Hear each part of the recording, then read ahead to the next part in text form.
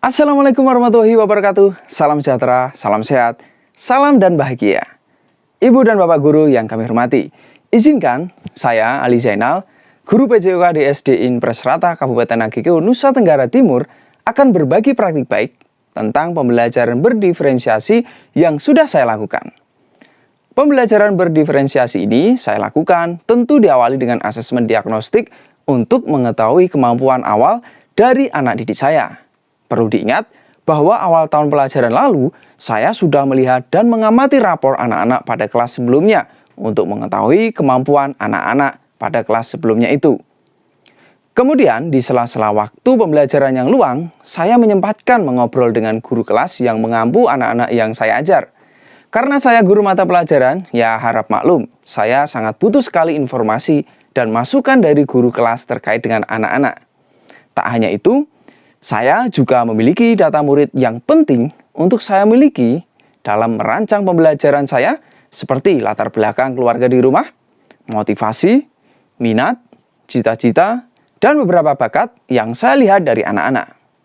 Baiklah Bapak Ibu, berikut adalah kegiatan asesmen diagnostik yang telah saya lakukan pada saat saya akan mengajar materi tentang variasi dan kombinasi gerak dasar pada permainan sepak bola. Saya memanfaatkan Chromebook bantuan dari Kemdikbud untuk sekolah kami. Saya menggunakan aplikasi Google Form yang sudah saya desain dan saya isi soal-soal sesuai dengan indikator dan tujuan pembelajaran yang akan dicapai. Karena mata pelajaran yang saya ampu adalah pembelajaran penjas yang lebih dominan pada gerak, maka saya juga melakukan sebuah asesmen diagnostik berupa kegiatan praktik terkait dengan materi yang akan saya ajarkan, yaitu variasi dan kombinasi gerak dasar sepak bola. Pada asesmen diagnostik, untuk mengetahui keterampilan anak-anak dalam praktik permainan sepak bola ini, saya melakukan kegiatan permainan. Saya menggunakan pola permainan yaitu permainan kucing-kucingan, dengan harapan anak-anak tidak merasa diuji atau dinilai kemampuannya, sehingga mereka benar-benar melakukan sesuai dengan kemampuannya. Dari kegiatan asesmen diagnostik ini, saya olah dan akhirnya saya memutuskan mengelompokkan anak-anak menjadi 3 tingkatan, yaitu belum paham, paham sebagian, dan paham utuh. Kegiatan berlanjut, yaitu ketika pertemuan berikutnya, saya terlebih dahulu membuat perencanaan pembelajaran sesuai dengan data atau kemampuan awal yang telah saya peroleh.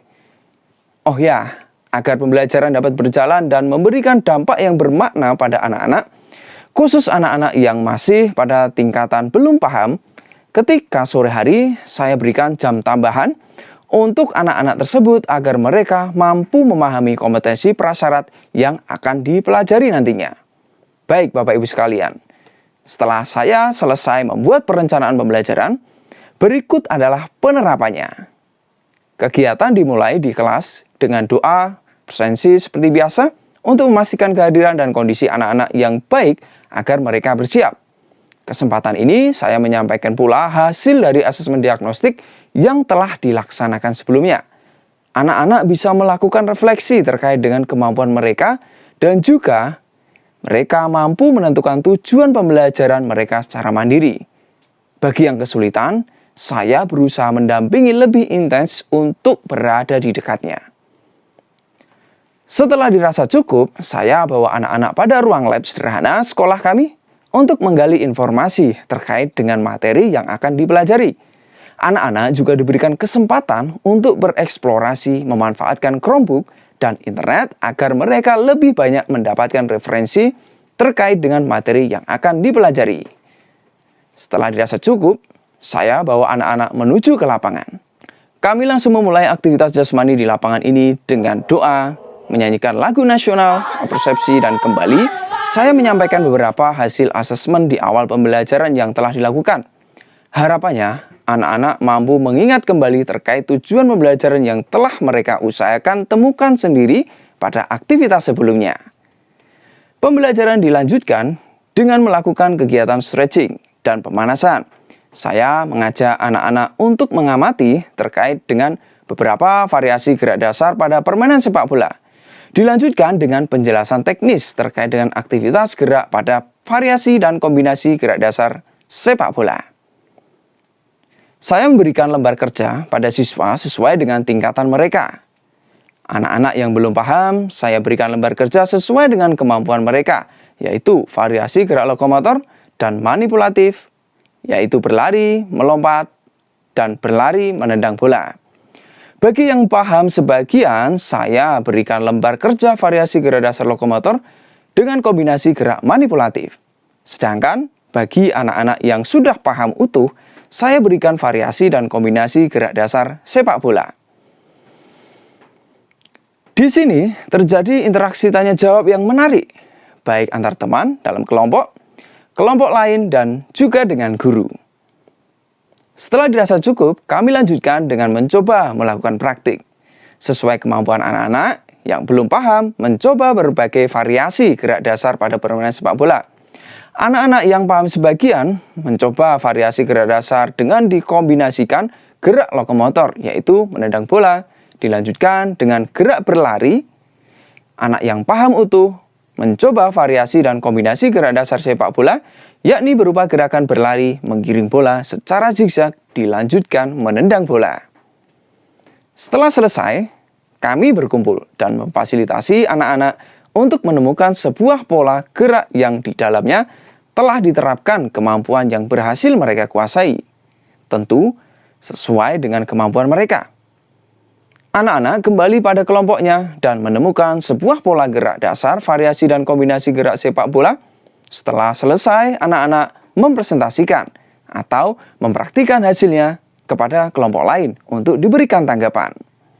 Kegiatan dilanjutkan dengan refleksi dan evaluasi terkait dengan pembelajaran yang telah dilakukan.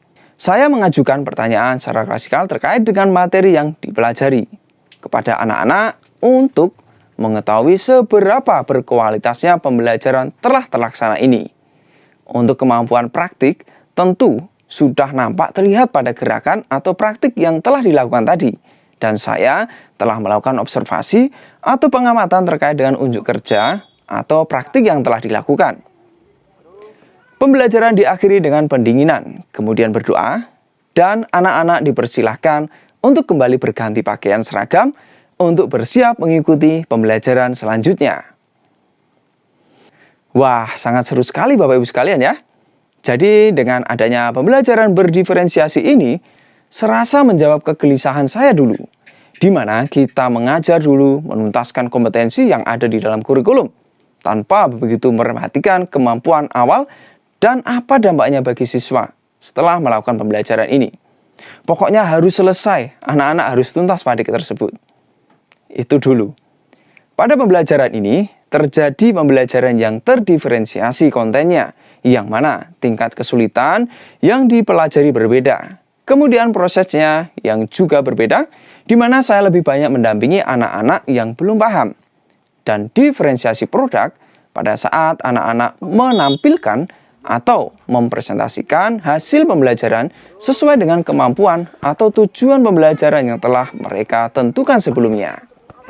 Dengan pembelajaran diferensiasi seperti ini, tentu saya benar-benar merasa lebih nyaman dalam memberikan pelayanan terbaik kepada siswa untuk memberikan pembelajaran yang benar-benar bermakna bagi mereka. Kedepan, tentu ini akan terus dilakukan, karena dengan melakukan pembelajaran sesuai dengan kemampuan siswa, maka anak-anak akan lebih senang, bersemangat dalam belajar tanpa terasa terbebani. Dan utamanya adalah pembelajaran benar-benar bermakna. Demikian Ibu dan Bapak Guru terkait dengan praktik bayi saya. Semoga menginspirasi dan jangan lupa mohon masukannya agar saya mampu melayani anak didik lebih baik lagi. Assalamualaikum warahmatullahi wabarakatuh. Salam dan bahagia. Siap, Bunda.